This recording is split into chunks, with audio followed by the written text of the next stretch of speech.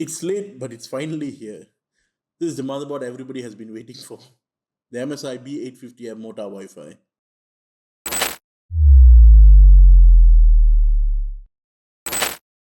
This is not just the heart of the PC.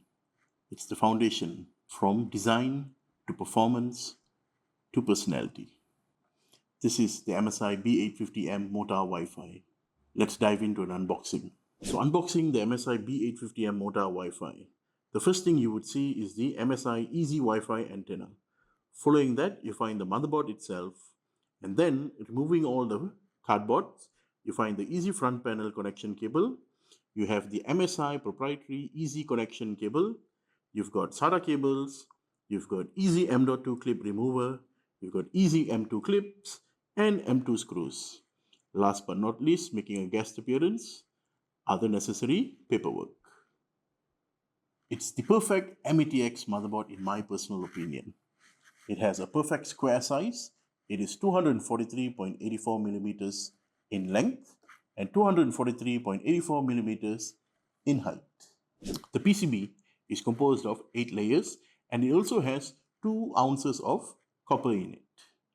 All this is to ensure the best possible performance settings you can get from your motherboard. The motherboard comes in a VRM configuration of 12 plus 2 plus 1.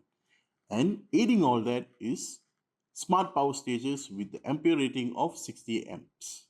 So given that VRM configuration and the power stages you have on the motherboard, it is fair to say that even a Ryzen 9950X, okay, would last on this motherboard. You can get the expected performances from a 9950X using this. Although it's small, do not be fooled by it. Power is shot into the VRM via the 2 8-pin EPS connectors you can see at the top here. Okay, each connector has a total load of 150 watts of power. Therefore, in this motherboard alone, you can get 300 watts of power. For this motherboard, MSI has ensured that it comes with sufficient cooling capacities via the heatsinks. You can see that there is an extended heatsink over here for an MATX board. This top heatsink, the M.2 heatsink, and also the chipset heatsink. Previously in the MSI B650M Mortar, this chipset heatsink was wobbly. MSI has fixed this issue by making sure that it does not wobble anymore. As for the color profile of the motherboard, it sticks true to the Tomahawk and also the Mortar series you can find from MSI this time around. It's black or blackish gray with subtle lime green or lemon yellow accents. For a MATX motherboard, this motherboard really can allow you to pack the density of the RAMs you want to. This motherboard supports up to 256 gigabytes worth of RAM with a maximum clock speed of 8200 megahertz. However, there is always a caveat to all this, and this time around, you may populate 4 slots, you may populate 2 slots. Achieving 8400 megahertz is no guarantee. To achieve such speeds, there are multiple factors you have to look at. It just doesn't mean that you have this board and a RAM kit, it's going to work. It's not that. It doesn't happen that way at all. So understand how memory works, and probably you can actually reach those speeds as advertised. This motherboard has 2 PCIe slots. You got one here and one at the bottom. The top one is a PCIe Gen 5 slot. The bottom one is a PCIe Gen 4 slot. The best part about it is that both these slots do not share any lanes. The Gen 5 slot derives its lanes from the CPU, whereas the Gen 4 one derives its lanes from the chipset. This motherboard has MSI's Easy M.2 shield, meaning all you have to do is just push this lever at the side and it comes off. Removing this, you see there are 2 M.2 slots. You may be wondering, it's 2025 and why are there only 2 M.2 slots? Do not worry. Flip it over to the back and you will realize that there is another M.2 slot over here. However, as I mentioned, there will be caveats to certain things. This M.2 slot reads PCIe Gen 4 only, while this two reads PCIe Gen 5. Another thing you have to actually make sure is that if you're using a Ryzen 8000 series processors, 1, 2, and 3 will only be able to read PCIe Gen 4. If you're using Ryzen 7000 or 9000, then you may able to read PCIe Gen 5. So coming back to the rear M.2 slot, there are two issues I actually see with this slot. The first issue is that most casings do not have a dedicated cutout for M.2s on the rear side of a motherboard. That is one. The second issue is NVMEs generally run hot, especially if you're looking at Gen 4 and Gen 5. So even if even if your casing has the cutout for an M.2 slot, using an external cooler on the M.2 does not guarantee fitment, nor is it really going to cool it down. So in this instance, if you ask me, I would completely avoid using Gen 4 NVMEs and instead go for Gen 3 NVMEs. Gen 3 NVMEs run way cooler than Gen 4. In other circumstances, I might not even use the rear M.2 slot at the back. So moving to the bottom part of the motherboard, you will find all kinds of connecting headers there. You've got front panel, fan, USB 3.0, 3.2, USB 2.0. But there are two connectors that I'll ask you to pay attention to. First is the supplemental PCIe connector over here. And on its left, you've got MSI's proprietary easy connection connecting header here. The thing with the easy connection header from MSI, if you had seen the B850M Mortar or Tomahawk, you would realize that it uses a 11-pin layout. But on the B850M Mortar Wi-Fi, it only has 7 pins. So it's missing 4 pins. What basically this means is that this connector can only allow you to connect your ARGB fans and ARGB connectors. That missing 4 pin serves a purpose. In those instances where it serves a purpose is that it actually helps you connect USB 2.0 peripherals. So if you have an MSI AIO and you need that USB 2.0 connector, you cannot sync it to this connector in this motherboard.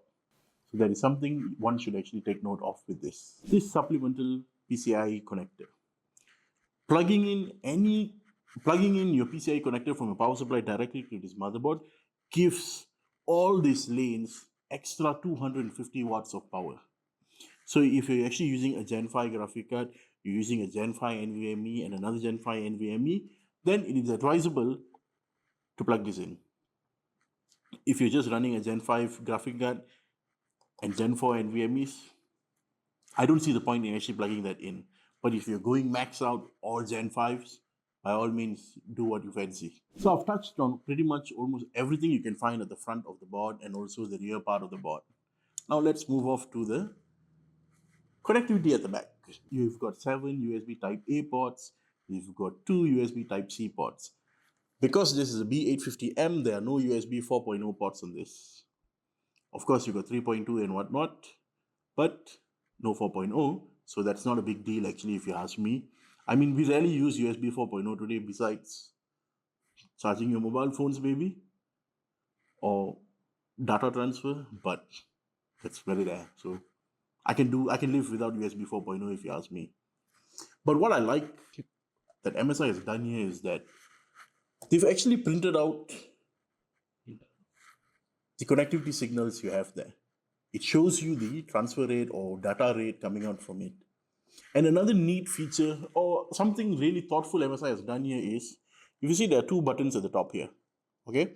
These buttons are your BIOS flashback and your clear CMOS button. Those 2 buttons have different height profiles. The one with the taller profile is your clear CMOS button.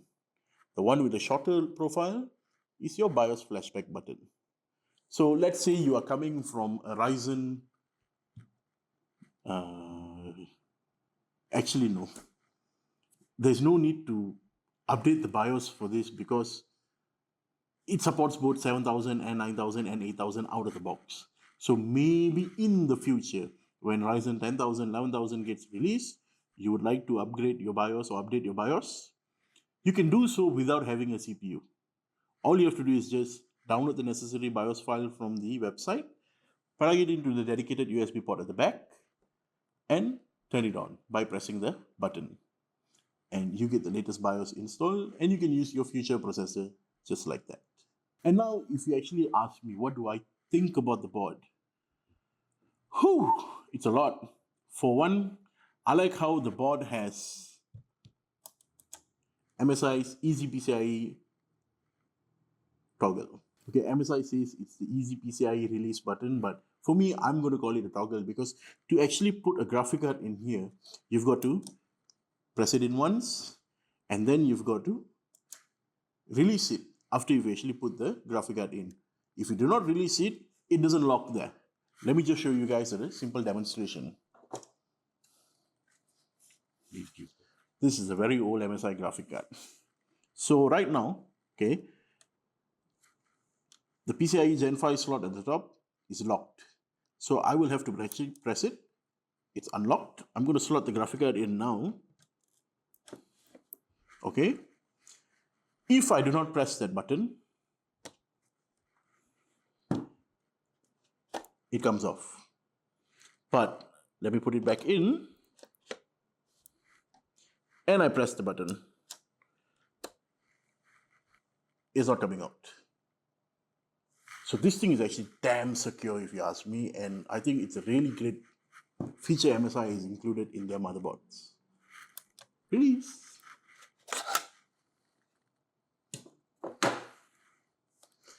So this motherboard, the pricing MSI has disclosed to us is that it is going to be in the range of RM1199 all the way up to RM1369.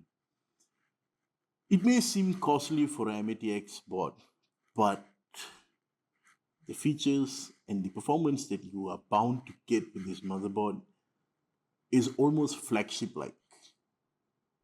And personally, every Mortar board is a motherboard that I've been waiting for every series. I love the MATX Mortar board. So I don't think the price is going to stop me from getting this one this time.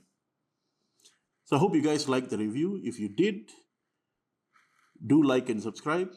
If you've got information to share or would you like to discuss something, just drop us a comment in the section below. Thank you guys, and see you all in the next one. Before we leave, guys, I know many of you are going to ask me what's the availability like, when's the availability in different markets. But here's the plain truth.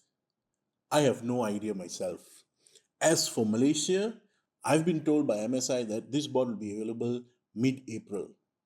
So Malaysians, if you really want the board, contact your retailers, your local retailers. You can actually make some pre-orders and all this with them if you want to. As for the rest of the world, I'm sorry guys, but I can't help you all with this. But if you all actually have any information regarding it, kindly let me know in the comment section below, as that will help me and also help other enthusiasts with some proper information.